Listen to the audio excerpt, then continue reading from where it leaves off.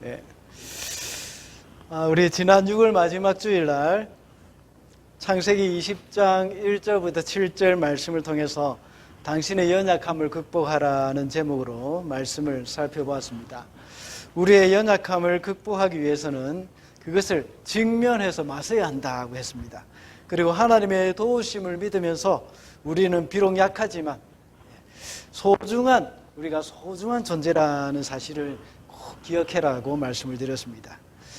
그리스도인은 겉으로 세상 사람들이 보면 별로 보잘것없이 연약한 사람으로 보일 수도 있습니다. 그런데 그 속에서 하나님이 함께 하시는 그 은혜가 있습니다. 그래서 사도 바울은 고린도후서 4장 7절에 보면 우리 그리스도인들을 가리켜 질그릇이라고 말씀하고 또 복음을 가리켜 보배라고 말씀하고 있습니다.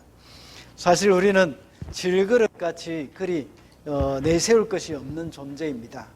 그렇지만 우리 속에 있는 복음으로 인하여서 우리는 가치 있는 그런 존재가 되었습니다. 어제 새벽 기도회 때도 제가 말씀을 드렸지만 우리가 존귀한 것은 우리 속에 있는 복음이라는 그 보배 때문입니다. 우리의 겉으로 드러나는 그런 화려한 스펙이 우리를 존귀하게 만들어주는 것은 아닙니다.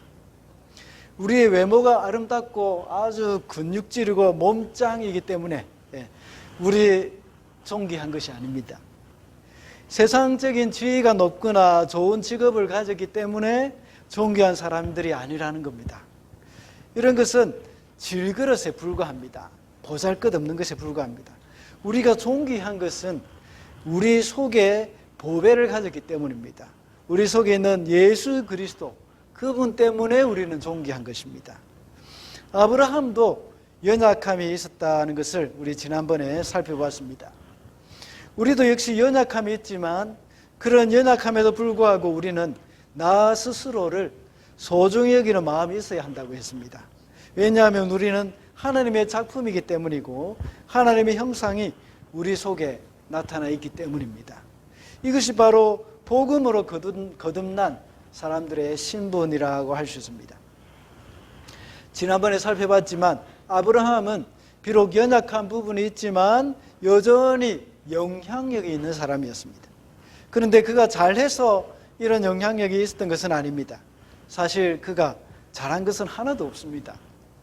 그런데 오로지 하나님이 아브라함과 함께 해주셨기 때문에 그렇기 때문에 영향력이 나타난 것입니다. 창세기 21장에 가면 이삭의 출생이 나옵니다. 이렇게 언약의 자녀 이삭이 태어나게 된 것은 아브라함의 나이가 100세였고 그 다음에 그의 아내 사라가 90세였을 때입니다.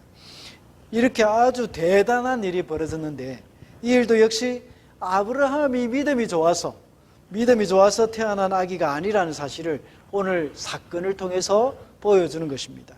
창세기 20장의 사건은 바로 이것을 말해주는 것이죠. 아브라함의 자녀가 이삭이 아브라함이 100세 때 태어났는데 이것은 아브라함이 믿음이 좋아서 태어난 것이 아니라 하나님의 완전한 하나님의 은혜다 하는 그것을 보여주기 위한 것입니다. 20장에 나타난 이 사건을 볼 때에 아브라함이 믿음이 있는 사람이라는 것은 하나도 우리가 동의할 수가 없습니다.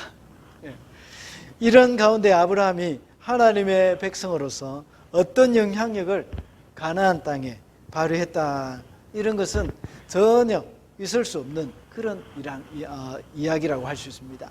그러나 완전히 하나님의 은혜가 아니면 이런 영향력을 발휘할 수 없다고 할 수가 있습니다.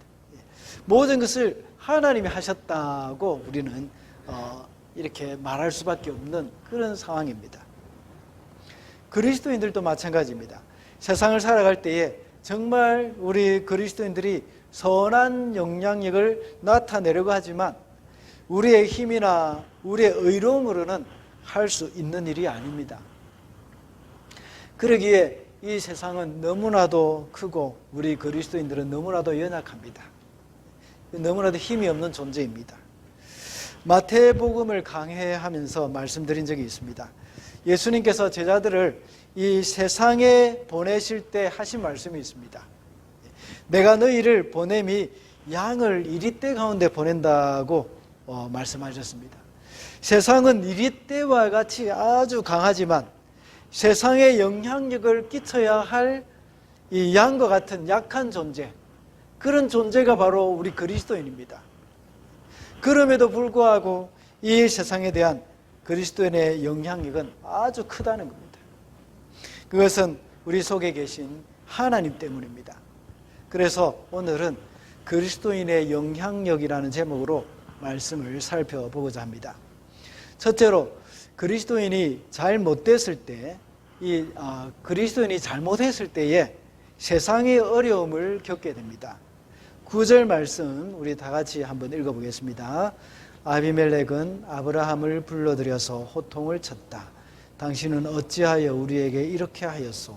내가 당신에게 무슨 잘못을 저질렀기에 나와 내 나라가 이 크나큰 죄에 빠질 뻔하였느냐 말이요. 당신은 나에게 해서는 안 될 일을 한 거예요. 9절 말씀은 아비멜렉이 아브라함에게 한 말입니다.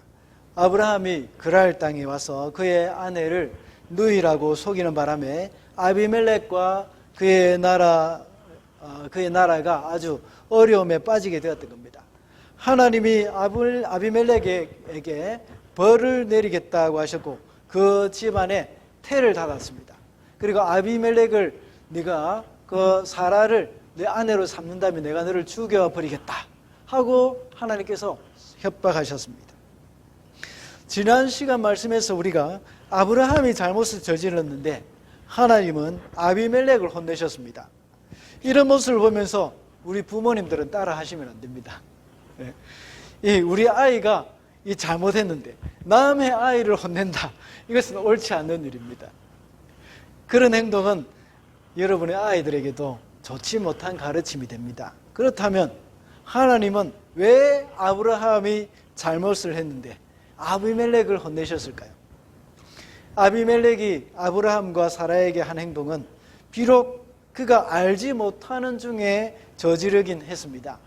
아비멜렉이 사라를 데려가긴 했지만 아직 사라와 함께 하지는 않았습니다. 그래서 아비멜렉이 하나님께 말씀드리기를 하나님께서는 의로운 사람도 이렇게 벌을 하십니까? 하고 말합니다. 사실 따지고 보면 아비멜렉이 의롭지는 않습니다.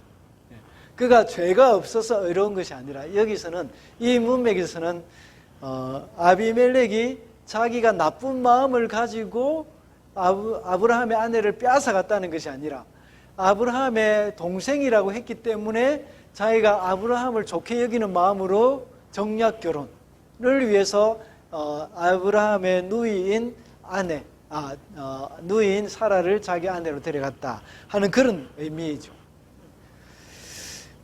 그렇지만 아비멜렉이 사라를 아내를 취하는 것은 아브라함과 사라에게 행하는 잘못일 뿐만 아니라 이것은 하나님께 저지른 그런 범죄라고 할 수 있습니다. 하나님이 아브라함과 언약하여서 아들을 주시겠다고 하셨는데 아비멜렉이 여기에 끼어들었다면 하나님의 계획에 대한 방해가 되는 겁니다. 하나님을 회박하는 격이 되어졌기 때문입니다. 이것은 자기가 알고 했든지 모르게 했든지 이거는 명백하게 하나님 앞에 범죄 행위라고 볼 수 있습니다. 여러분들 내가 사람을 죽여놓고 내가 몰랐다 이러면 이게 죄가 안 됩니까? 그때 다 죄가 됩니다. 그죠? 그래서 감옥에 들어가게 됩니다. 아브라함도 자기가 본래 몰랐다고 볼 수도 있지만 이것은 하나님 앞에서 죄라고 볼 수 있습니다. 그런데 이번에는 아브라함의 잘못으로 인하여서 아비멜렉의 온 집안이 이렇게 태를 닫았다. 태가 닫혔다고 성경을 말씀하고 있습니다. 17절에는 하나님이 아브라함에게 사라를 돌려주었기 때문에 태를 열어주셨다 하고 말씀하고 있고 18절에는 그 전에 이미 태를 닫으셨다고 말씀하고 있습니다. 이 말씀은 원문에 보면 태를 열었다는 말이 출산하게 하셨다는 그런 의미이기도 한데 여자에게만 해당되는 것이 아닌 단어입니다. 이것은 남자에게도 동일하게 쓰이는 표현입니다. 그렇기 때문에 이 말씀은 남자와 여자가 동일하게 그들의 생식기에 관련된 재앙이 있었다 하고 우리가 생각해 볼 수가 있는 겁니다. 하나님께서 사라를 보호하기 위해서 아예 아비멜렉의 집안 사람들이 부부 생활 자체를 하지 못하도록, 할 수 없도록 만들어 놓으신 것입니다. 그리고 사라가 아브라함의 품으로 돌아왔을 때에 그것을 풀어주셔서 임신이 가능하게 하신 그러한 부분이라고 볼 수가 있습니다. 자, 그건 그렇고 오늘 말씀을 볼 때에 아브라함의 이런 잘못으로 인하여서 아비멜렉의 집안이 어려움을 당하는 모습을 보게 됩니다. 이와 같이 세상 사람들의 죄로 인하여서 세상이 큰 재앙에 빠지기도 하지만 세상 사람들의 잘못뿐만 아니라 그리스도인들의 잘못으로 인하여 세상 사람들이 어려움을 당하게 될 수도 있습니다. 왜 그럴까요? 그것은 하나님의 백성은 이 세상의 제사장이기 때문입니다. 성경에 보면 그리스도인들을 이끌어서 왕 같은 제사장이라고 베드로 사도는 말씀하고 있습니다. 구약에 보면 제사장의 잘못으로 인해서 이스라엘 백성들이 타락하게 되었고 결국은 이스라엘 백성이 고통을 당하게 되는 그 일들이 너무나도 많이 일어났습니다. 오늘 본문에서도 역시 아브라함의 잘못으로 인하여서 아비멜렉이 하나님께 범죄한 것이 되었습니다. 그리고 결국은 하나님의 징계를 받고 있는 것을 보게 됩니다. 하나님은 이스라엘을 온 세상의 제사장으로 세우셨습니다. 이스라엘 백성들을. 그 일이 바로 아브라함부터 시작이 되었습니다. 하나님은 아브라함을 택하심으로 인하여서 그 후손을 통하여서 모든 민족을 구원하고자 하는 그런 큰 계획이 있었습니다. 요나가 니느웨로 가라는 하나님의 명령을 거역하고 다시스로 가는 배를 탔을 때에 그 배에 있는 모든 사람들이 풍랑으로 인하여서 큰 어려움을 겪었습니다. 사공들은 모두가 다 자신들이 잘못해서 바다의 신들이 벌을 내리고 있다고 생각했을 것입니다. 그러나 제비를 뽑아보니 요나가 걸렸습니다. 그래서 자초지정을 요나에게 듣고는 그들은 요나에게 말을 합니다. 요나서 1장 10절에 보면 어찌하여 이렇게 하였느냐 하고 말합니다. 이 말은 오늘 본문 9절에 나오는 아비멜렉의 말과 똑같습니다. 네가 어찌하여 나에게 이렇게 하였느냐, 네가 나에게 이럴 수가 있느냐. 세상 사람들은 그리스도인들을 욕을 하지만 그리스도인들이 바로 살기를 원하고 있습니다. 세상 사람들이 그리스도인들을 욕을 한다고 해서 그 사람들을 막 이렇게 나쁘게 생각하지 마시기 바랍니다. 왜냐하면 세상 사람들이 우리 그리스도인들에게 그만큼 기대감이 높기 때문입니다. 세상 사람들은 자신은 아무렇게나 살고 윤리 도덕도 없는 것처럼 이렇게 살아도 우리 그리스도인만은 제대로 잘 살기를 바라고 있습니다. 그래서 기독교인이나 목회자들이 잘못하면 내가 어찌하여 그렇게 하느냐 하고 이렇게 말을 하면서 온갖 욕을 다 하는 겁니다. 구약 말씀을 보면 제사장들의 타락을 인해서 이 이스라엘 사람들이 범죄하는 일들이 참 많이 있습니다. 또한 제사장들과 레위인들이 백성들을 말씀으로 바로잡아주지 못했기 때문에 이스라엘이 타락하게 되었고 하나님으로부터 징계를 받는 것을 보게 됩니다. 우리 그리스도인들은 이 세상의 제사장입니다. 이 세상이 잘못되어 가고 있다면 그리스도인들이 바로잡아야 합니다. 요즘 한국의 그리스도인들은 너무 이 정치적인 색깔을 많이 띠면서 국가와 사회의 그 잘잘못을 지적하는 경향이 있습니다. 그리스도인들은 정치적인 성향과 무관하게 하나님의 말씀의 기준을 잡아야 합니다. 어떤 경우에, 많은 경우에 이 세상에 돌아다니는 그 동영상이나 이런 부분들을 이렇게 따와서 그냥 붙여넣기, 이렇게 카톡방이나 단톡방에 이렇게 넣다 보니까 이것이 자꾸 정치적인 색깔이 드러나게 됩니다. 그렇게 되면 그리스도인들이 어떤 정당에 지지하고 어떤 정당을 반대하고 이렇게 하게 되면 이것은 그리스도인으로서 이 존재감이 정말 이렇게 자꾸 낮아지게 됩니다. 우리는 정치적인 성향과는 상관없이 하나님의 말씀의 기준을 잡아가지고 그 하나님의 말씀에 따라서 우리는 판단을 하고 세상을 올바른 길로 이끌어 가야 합니다. 제가 오래전에 한번 말씀드린 적이 있는데 참 이 정치적인 문제가 너무나도 그리스도인들에게는 이 잘못 이해를 하고 있는 것 같습니다. 이상하게도 이 한국 사회에서는 정치가 종교 위에 있는 것 같아요. 이 사람들은 정치 안에서는 하나님도 없고 그리스도도 없는, 교회도 없는 것 같아요.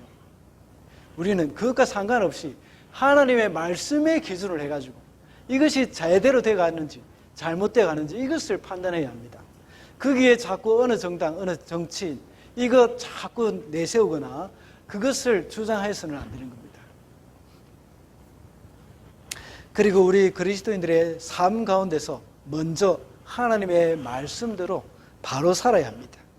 지난 주일에 말씀을 드렸듯이 우리가 받은 그 구원, 우리가 받은 구원이 값없이 받은 선물이라고 해서 그 구원을 값싼 구원으로 생각해서는 안 됩니다.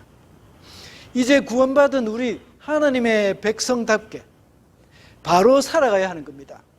그럴 때 이 세상 사람들도 역시 우리를 향하여서 네가 어찌하여 그렇게 하였느냐 하고 말하지 않는 것입니다. 그와 같이 우리 하나님의 백성이 잘못을 범했을 때에 세상이 어려움을 겪게 되고 또 우리가 하나님 앞에서 그만큼 이 세상의 제사장으로서 책임감이 있다는 사실을 우리는 깨닫고 살아가야 하는 것입니다. 둘째로 그리스도인의 기도가 세상을 살리게 됩니다. 우리 7절과 17절 말씀 우리 다 같이 읽어주시겠습니다. 이제 그 여인을 남편에게로 돌려보내어라. 그의 남편은 여언자이므로 너에게 탈이 나지 않게 하여 달라고 기도할 것이고 너는 살 것이다. 그러나 그 여인을 돌려보내지 않으면 너와 너에게 속한 사람들이 틀림없이 다 죽을 줄 알아라. 아브라함이 하나님께 기도하니 하나님이 아비멜렉과 그의 아내와 그의 여종들이 다시 아이를 가질 수 있도록 태를 열어주셨다. 아멘. 7절에서는 하나님이 아비멜렉에게 나타나셔서 사라의 남편은 예언자이기 때문에 너에게 탈이 나지 않도록 기도할 것이라고 했습니다. 이렇게 아브라함이 아비멜렉을 위해서 기도했을 때에 하나님은 그를 살리겠고 살리겠다고 말씀하셨습니다. 그리고 그 집안의 태를 열어주시겠다고 말씀하셨습니다. 그 이유가 있습니다. 실제로 보면 그가 예언자이기 때문이라고 말씀합니다. 지난 시간에 말씀을 드린 대로 그 예언자라는 말은 하나님의 말씀을 전하는 자 또는 말씀을 맡은 자라는 뜻입니다. 앞서 말씀드린 대로 제사장이라고 할 수 있습니다. 물론 개역개정 성경에서는 선지자라고 기록되어 있습니다. 선지자 또는 제사장 역할을 하는 그런 사람이라고 할 수 있습니다. 아브라함은 더 이상 이렇게 자신의 문제만 가지고 기도하는 사람이 아니라는 말씀입니다. 그런 지금까지 후손에 대해서 그리고 자기가 차지할 땅에 대해서 계속 관심을 가지고 있었습니다. 그리고 거기에 그돌라오멜의 연합군을 친 것도 역시 그가 그 주위에 있는 땅을 관심을 가진 것이 아니라 그 주위에 있는 사람들, 백성들을 관심을 가진 것이 아니라 자기 조카 롯을 위해서 그돌라오멜 연합군을 치고 구해온 것입니다. 그 롯 때문에 그 주위에 있는 모든 5개의 그런 지역 사람들을 다 구원해 준 것입니다. 이렇게 아브라함은 자신의 문제로만 계속 하나님 앞에 관심을 가지고 기도해왔던 사람입니다. 그리고 거기에 대한 하나님의 약속, 그걸 자꾸 이제 붙들고 갔습니다. 그러나 하나님은 아비멜렉을 위해서도 기도하게 하셨습니다. 그리고 그는 가나안 땅에 있는 사람들을 위해서도 기도해야 할 사람이었습니다. 그와 같이 우리 그리스도인들도 마찬가지입니다. 그리스도인은 우리의 문제만을 가지고 씨름하는 사람이 아닙니다. 우리는 이 세상을 위해서도 관심을 가지고 씨름을 해야 하는 사람들입니다. 이 세상의 문제를 가지고 하나님 앞에 기도하면서 이 세상 사람들이 하나님 앞에서 바로 살도록 기도해야 하는 책임이 있는 겁니다. 그리고 이 세상에 일어나고 있는 각종 사고와 전쟁, 자연재해, 그리고 코로나로 힘겹게 싸우고 있는 사람들을 위해서 우리는 하나님 앞에 기도해야 하는 겁니다. 하나님께서는 저와 여러분의 기도로 이 세상을 치료해 주시면서 또 새롭게 해 주실 것입니다. 역대하 7장 14절, 제가 가끔씩 인용하는 말씀이지 않습니까? 하나님의 백성이 죄에서 돌이켜서 하나님의 얼굴을 구할 때에 이 땅을 고쳐주실 것이라고 하셨습니다. 그리스도인은 이 땅의 제사장입니다. 그래서 이 세상을 위해서 기도해야 하고 하나님은 그 기도를 들으셔서 세상을 살리신다는 사실, 그것을 우리는 명심해야 합니다. 우리 주사랑교회는 성령의 전이 되어야 합니다. 그리고 성령의 전이신 이 성령의 전인 이 주사랑교회 모임에 한 사람 한 사람이 참석한 저와 여러분은 바로 제사장이 되어야 합니다. 제사장은 하나님 앞에서 이 어린 아이같이 하나님 앞에 울면서 긍휼을 구해야 하지만 또 사람들 앞에서 담대하게 죄를 지적하면서 회개를 촉구해야 하는 그런 역할이 있습니다. 우리의 기도가 바로 가정의 생명줄이고 교회의 생명줄이고 이 나라의 생명줄이라는 사실 잊어서는 안 됩니다. 우리의 기도 때문에 그나마 신앙을 유지하고 있는 사람들이 얼마나 많은지 모릅니다. 우리 교회는 남편이 신앙생활을 하지 않는 분들도 제법 많이 있습니다. 부인들의 기도로 말미암아서 남편이 그나마 크게 범죄하지 않고 살아가고 있다는 사실, 이것도 우리가 기억을 해야 합니다. 여러분이 바로 가정의 제사장입니다. 가정의 제사장은 가족들의 죄를 가지고 하나님 앞에서 처절하게 기도하면서 눈물로 나아가는 사람들입니다. 그 때문에 자녀들이 그나마 사고를 치지 않고 살아가고 있는 것입니다. 우리가 잠들어 버리면, 내가 포기해 버리면 그나마 힘들게 버티고 있는 사람들 쓰러지고 마는 겁니다. 그리고 우리는 바로 민족의 제사장입니다. 우리 한국 민족을 위해서 기도해야 합니다. 그리고 우리가 살고 있는 뉴질랜드를 위해서도 우리는 기도해야 할 책임이 있습니다. 하나님은 우리의 기도를 들으시고 대한민국을 지켜주고 있는 줄로 저희들이 믿습니다. 그리고 우리의 기도를 들으시고 또한 뉴질랜드를 지켜주고 계십니다. 여러분들, 지난 한 주도 넘어지셨습니까? 다시 일어나시기를 바랍니다. 그럴 수밖에 없는 그런 연약한 우리 존재입니다. 하나님께서 우리의 연약함을 아시기 때문에 그리스도를 보내주신 것입니다. 그리고 우리의 실수와 또 우리의 여러 가지 잘못한 것, 이런 것 때문에 참 낙심해서 구겨진 체면, 이런 것들 다 하나님 앞에 내려놓고 다시 일어서면 됩니다. 우리의 그 구겨진 옷, 그 대신에 주님이 주신 의로운 옷, 주님의 의로, 그것을 가지고 주님 앞에 나아가면 됩니다. 그렇게 기도하면서 하나님이 은혜로 주신 우리를, 은혜로 우리에게 허락해 주신 우리 제사장의 직분, 이것을 잘 감당해야 하는 겁니다. 그래서 우리가 기도함으로 말미암아 우리의 가정이 살아나고, 이 우리의 공동체가 살아나고, 또 교회가 살아나고, 또 이 나라가 살아나고, 한국 땅이 새롭게 살아나게 되는 그러한 은혜를 경험하게 되시기를 바랍니다. 마지막으로 그리스도인은 하나님 때문에 세상에서 인정을 받습니다. 15절입니다. 다 같이 읽겠습니다. 아비멜렉이 아브라함에게 말하였다. 나의 땅이 당신 앞에 있으니 원하는 곳이 어디이든지 가서 거기에서 자리를 잡으시오. 14절을 보면 아비멜렉은 아브라함에게 사라를 돌려줄 뿐만 아니라 자기의 양과 소와 종들까지도 아브라함에게 선물로 주었습니다. 그리고 16절에 보면 은 1000세겔을 주었습니다. 그리고 방금 읽은 15절에 보면 그랄 땅에 살 수 있도록 영주권도 주었습니다. 이렇게 한 것은 아브라함이 훌륭하기 때문이 아니라 하나님 때문에 그렇게 한 것입니다. 하나님이 아브라함을 예언자라고 하였기 때문입니다.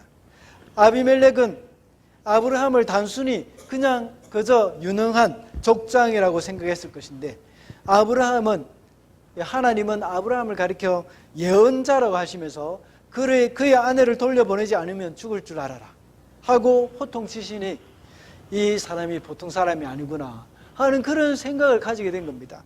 그래서 아브라함에게 이렇게 후대하고 아브라함을 존귀히 여기면서 그 땅에서 살도록 해준 것입니다. 이와 같이 그리스도인들도 우리가 잘나서 사람들에게 인정받는다고 생각하지 마시기 바랍니다. 하나님이 세상 사람들에게 그렇게 하라고 시켰기 때문입니다. 물론 그리스도인들 중에서 세상 사람들에게 무시를 당하는 분들도 계십니다. 참 어렵게 살려고 하는데 그것이 세상 사람들에게 미운 틀이 박혀서 참 여러 가지로 어려움을 당하는 그런 경우도 있을 것입니다. 하나님께서 세상 사람들에게 우리가 존귀함을 받는 것은 하나님 때문에 그렇다 하는 것을 우리는 기억해야 합니다. 관계에서 성도들에게 일어나는 모든 일들은 하나님의 섭리 안에 있는 일입니다. 때로는 세상 사람들이 우리를 무시한다고 해서 분노할 필요가 없습니다. 하나님이 그것을 허락하신 것입니다. 하나님이 잠시 우리를 겸손하게 하기 위해서 다른 사람을 통해서 때로는 우리를 무시하게 만들 수도 있고, 또 우리가 그런 일들을 통해서 우리 스스로의 자존감이 좀 상할 수도 있습니다. 이것도 하나님이 허락하신 것이라고 생각할 때에 우리가 감사할 수밖에 없는 겁니다. 하나님의 뜻 안에서 성도는 세상 사람들에게 인정을 받기도 하고 무시를 당하기도 합니다. 모든 것이 주님의 은혜임을 잊어서는 안 되겠습니다. 창세기 12장에서 아브라함이 이집트에서 바로왕에게 아내를 사례를 누이라고 속였던 적이 한 번 더 있었죠. 그때도 역시 마찬가지입니다. 바로왕이 사례가 아브라함의 아내라는 사실을 알게 되었습니다. 그때도 하나님이 은혜를 베풀어 주시니 바로왕은 아브라함을 존귀히 여기고 많은 재물과 종들을 아브라함에게 주면서 이집트를 떠나보냈습니다. 또 창세기 35장에 보면 아브라함의 손자죠, 야곱의 이야기가 나옵니다. 야곱의 딸 디나가 세겜에서 큰 어려움을 당했을 때에 그의 친오빠 되는 시므온과 레위가 분노를 했습니다. 그래서 이 세겜 사람들을 속이고 할례하게 만들고 거기에 들어가서 칼로 그 사람들을 다 찔러 죽여버렸습니다. 그럴 때에 그 사람들은 다 죽여버렸고, 주위에 있는 사람들은, 그 세겜 주위에 있는 다른 부족 사람들, 그 사람들은 이 야곱에 대해서 적대감을 가지게 되었던 겁니다. 그럴 때에 야곱은 더 두려워했죠. 너희들로 말미암아서, 시몬과 레위에게 야단을 칩니다. 너희들로 말미암아서 주위 사람들이 우리를 대적자로 보고 있다 하고 생각하면서, 그럴 때에 다시 한번 하나님과의 언약을 생각하게 됩니다. 야곱이 밧단 아람으로 도망갈 때에 그때 베델에서 만난 하나님, 그 하나님을 생각하면서 하나님께 서원한 것을 다시 생각하게 되었던 겁니다. 그래서 야곱은 하나님 앞에 이제 다시 돌아가자, 베델로 올라가자, 거기서 내가 하나님께 서원한 것을 내가 갚겠다 하고 말하는 겁니다. 그래서 모든 사람들이 의복을 정제히 하고, 또 떨어진 바지, 구멍난 청바지 입고 다니던 그 자녀들은 다 옷을 깨끗이 입고, 또 아들들 야동 보던 것들 다 버리고 하나님 앞에서 바로 살아야 되겠다 하는 그런 생각을 가지고 하나님 앞에 나아가기로 결심을 했던 겁니다. 그럴 때에 어떤 일이 일어났습니까? 주위에 있는 사람들이 다 이제 두려워하였다고 말하고 있습니다. 야곱의 가족들을 두려워하였다. 그래서 그 누구도 야곱의 가족들을 따라가서 해치지 못하였던 겁니다. 이것을 바로 이런 일이 일어난 것은 바로 하나님이 그렇게 해주신 것입니다. 하나님이 주위에 있는 사람들을 다 두렵게 만들어 주셨기 때문입니다. 이와 같이 그리스도인들은 그들이 잘났기 때문에 그들이 잘났기 때문이 아니라 하나님 때문에 세상에서 인정을 받으면서 사는 사람입니다. 그러면 우리는 사람에게 인정을 받으려고 하거나 사람을 의식하기보다는 먼저 하나님께 인정을 받으려고 해야 하고 또 하나님께 잘 보여야 합니다. 우리 그리스도인들은 사람에게 너무 인정받기 위해서 노력을 할 필요가 없습니다. 물론 사람들을 사랑해야 하고 그들을 도와줘야 합니다. 그러나 사람들에게 인정받기 위해서 그렇게 한다면 언제나 실망하게 되어 있습니다. 다만 우리가 사람을 사랑하고 사람을 도와주기는 하지만 사람에게 그 보상을 바랄 때 실망할 수밖에 없는 겁니다. 우리는 하나님을 의식하면 됩니다. 그리고 하나님이 주시는 그 상급을 바랄 때 하나님이 인정을 하는 사람이 되어져야 하는 겁니다. 하나님은 이 사람에게 존귀 여김을 받게 되게 하시는 분이시고 또 인정을 받게 하시는 분이십니다. 사람들이 나를 인정하지 않는다면 그렇다고 해서 사람들이 나를 무시한다고 해서 너무 화를 내거나 낙심하지 마시기 바랍니다. 하나님이 인정하시면 되는 것입니다. 혹시 사람들이 여러분을 인정해 주지 않을 때 자꾸 사람들에게 인정받기 위해서 더 노력할 필요가 없습니다. 또한 여러분이 사람들에게 무시를 당한다고 할 때에도 너무 화를 내거나 분노할 필요가 없습니다.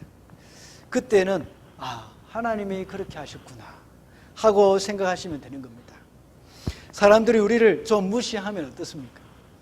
물론 우리가 잘못해서 그런 것을 이 사람들에게 무시를 당하거나 어려움을 당하게 된다면 우리가 고쳐야 할 문제입니다. 내가 그런 부분을 잘못했구나 하고 고치면 되는 겁니다.